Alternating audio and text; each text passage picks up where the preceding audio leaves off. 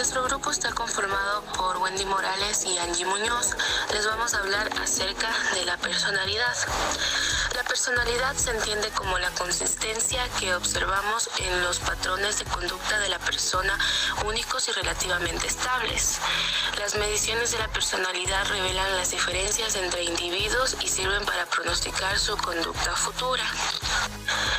La personalidad hasta cierto punto se puede heredar, en el sentido de que varias características que conforman la personalidad dependen de sustancias cuya producción está influenciada por factores genéticos. Existen dos tipos de personalidad.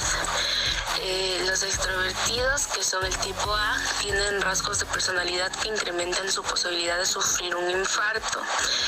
Ellos son sociales, amables, ambiciosos, cautelosos, competitivos, honestos, hostiles, luchones, etc. El otro tipo son los introvertidos, que es el tipo B. Estos adoptan un enfoque más relajado frente a la vida y sus características son tímidos, calmados y amables. A su vez, también la personalidad tiene 5 rasgos que son los más grandes.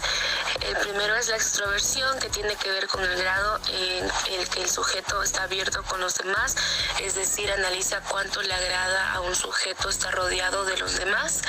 El segundo es la simpatía, que tiene que ver con hasta qué punto el individuo es capaz o no de ponerse en el lugar de otro y actuar acorde a sus emociones y preocupaciones.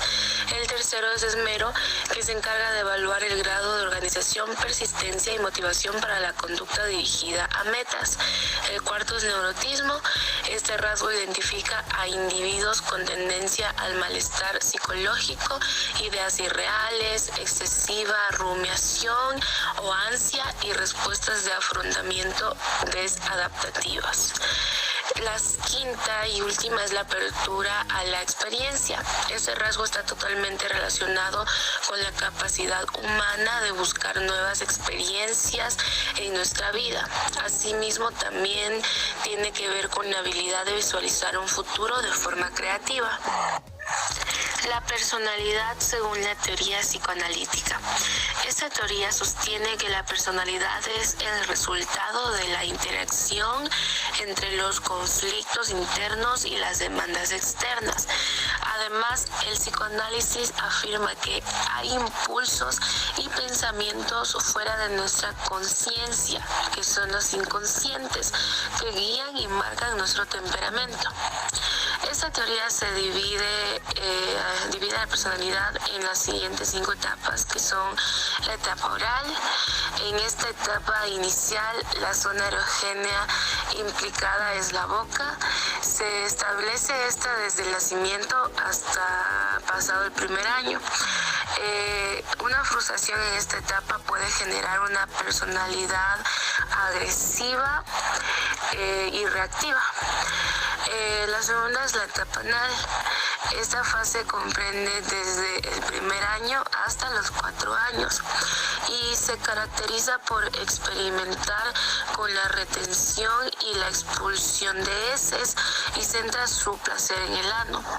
Un problema durante dicha etapa puede formar a un individuo muy retraído o, por lo contrario, laxo y derrochador.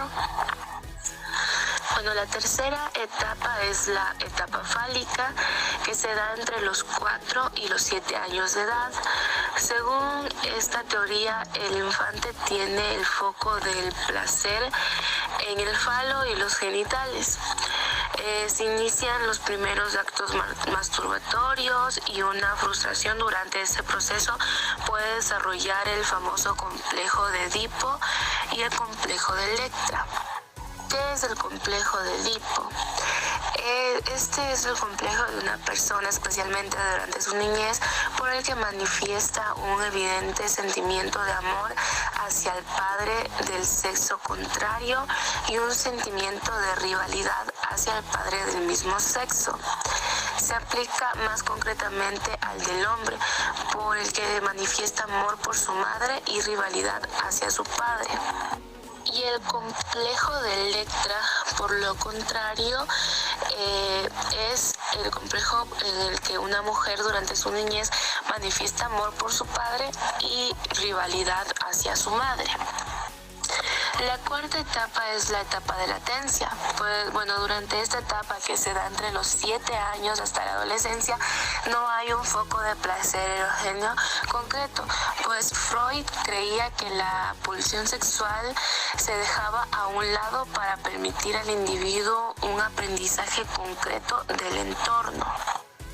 Y la quinta y última es la etapa genital.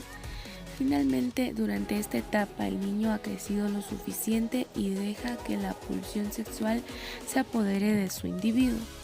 Es en la etapa genital donde las personas experimentan con la sexualidad y se reafirman como hombre o mujer según su teoría. Según Freud, el fundamento de la conducta humana se ha de buscar en varios instintos inconscientes, llamados también impulsos. Distinguió dos de ellos: los instintos conscientes y los instintos inconscientes, llamados también instintos de la vida e instintos de la muerte. Los instintos de la vida son todos los instintos que intervienen en la supervivencia del individuo y de la especie. Los instintos de la muerte es el grupo de instintos que produce agresividad, destrucción y muerte. El ello es la serie de impulsos y deseos inconscientes que sin cesar buscan expresión. El yo o el ego es parte de la personalidad que media entre las exigencias del ambiente, realidad, la conciencia superior y las necesidades instintivas, ello. En la actualidad se utiliza a menudo como sinónimo del ego. Teoría del aprendizaje. Plantea que la personalidad no es sino un conjunto de patrones de conductas aprendidas. La personalidad, como otras conductas aprendidas, se adquiere por vía del condicionamiento operante y el clásico. El aprendizaje por observación, el reforzamiento, la extinción, la generalización y la discriminación. La teoría de la personalidad son aquellas que buscan dar una explicación a los procesos y características psicológicas fundamentales que se encuentran en la naturaleza humana. Estas se interesan en la investigación y descripción de factores que conforman a una persona, con el fin de comprender su conducta. Y como conocemos, sus principales exponentes son Abraham Maslow y Carl Rogers. Teoría humanista. Hace hincapié en el hecho de que los humanos están motivados positivamente y progresan hacia niveles más elevados de funcionamiento. Dice que la existencia humana es algo más que luchar por conflictos internos y crisis existenciales. Cualquier teoría de la personalidad que subraye la bondad fundamental de las personas y su lucha por alcanzar niveles más elevados de conocimiento y funcionamiento entra dentro del grupo de teoría humanista de la personalidad. Gracias.